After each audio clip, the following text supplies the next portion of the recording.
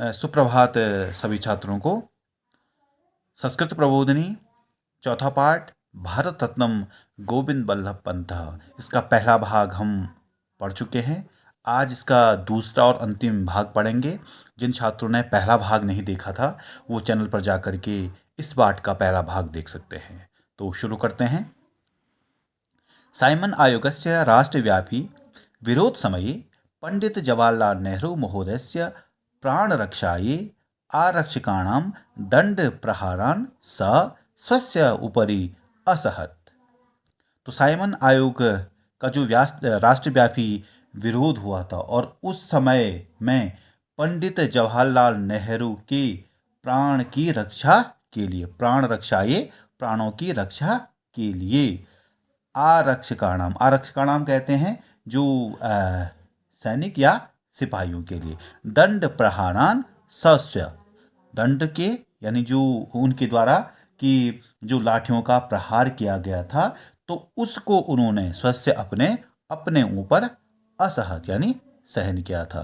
कि जवाहरलाल नेहरू महोदय के प्राणों की रक्षा के लिए जो सैनिकों के द्वारा जो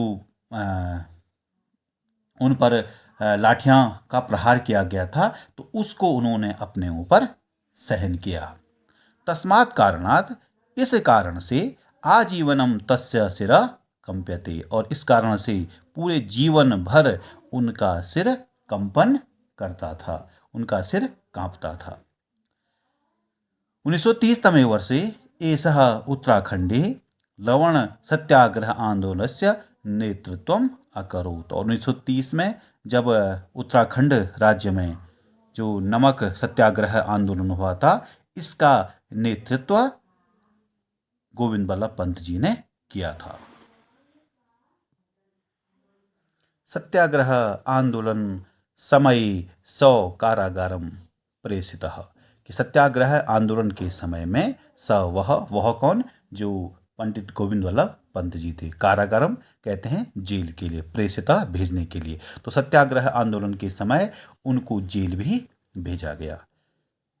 एवमेव सः अनेकेषां स्वतंत्रता आंदोलनानां नेतृत्वम् अकरोत् तेषु भागं च अवहत्।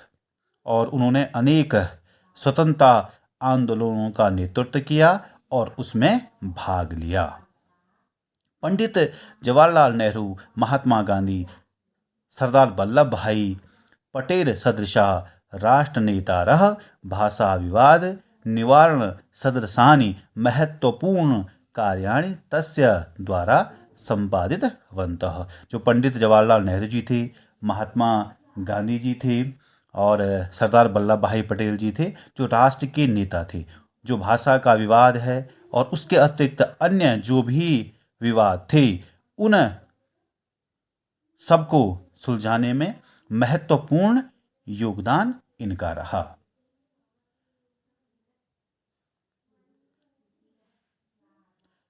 1937 तमे वर्षे एषः कांग्रेस दलस्य नेता चितः जातः, तदनन्तरं संयुक्तप्रान्तस्य मुख्यमंत्री च अभवत्। और 1937 वर्ष में यह कांग्रेस दल के नेता चुने गए और उसके पश्चात संयुक्त प्रांत के मुख्यमंत्री हुए।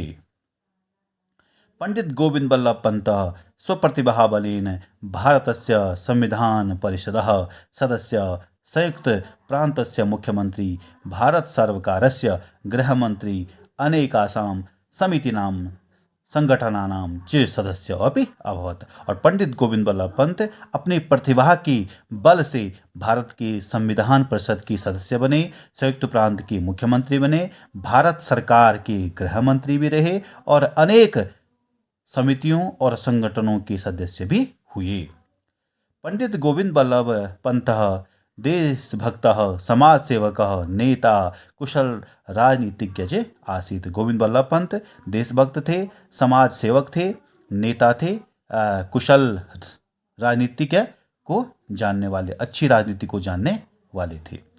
कृतज्ञ राष्ट्रेण 1957 तमे वर्षे भारत सर्वकारस्य सर्वोच्चेन नागरिक सम्मानेन भारत रत्न मृत्युपाधिनाम अयम महापुरुष सम्मानित। और जो कार्य उन्होंने राष्ट्र के लिए किया उसके लिए 1957 में उन्हें भारत सरकार के द्वारा जो सर्वोच्च नागरिक सम्मान है उसका नाम है भारत रत्न की उपाधि से उन्हें सम्मानित किया गया।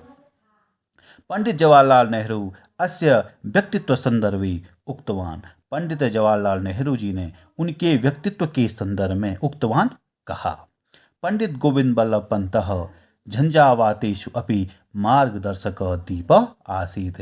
कि पंडित गोविंद बल्लभ पंत झंझावातेषु कहते हैं जो तूफान है, उसमें भी एक मार्गदर्शक दीपक के समान है, आगे मार्ग को दिखाने वाले दीप के समान है।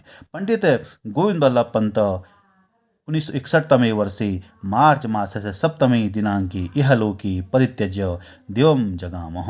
परन्तु अस्य कीर्तिकौमुदी सदैव जनानां मार्गदर्शनं करिष्यति। और 1961 में पंडित गोविंद बल्लभ पंत मार्च का महीना और उसमें 7वां दिन था, यानी 7 तारीख को इस लोक को परित्यज कहते हैं छोड़ने के लिए, छोड़ करके दिवम कहते हैं स्वर्ग के लिए जगाम चले गए। परंतु उनकी जो कीर्ति है वह सदैव ही जनानाम अर्थात लोगों का मार्गदर्शन करेगा। जो भी उन्होंने देश के लिए किया, जो भी उनका व्यक्तित्व था, वो हमेशा लोगों का मार्गदर्शन करेगा, आगे को मार्ग दिखाने वाला होगा। तो ये तो था इस पाठ का हिंदी अर्थ।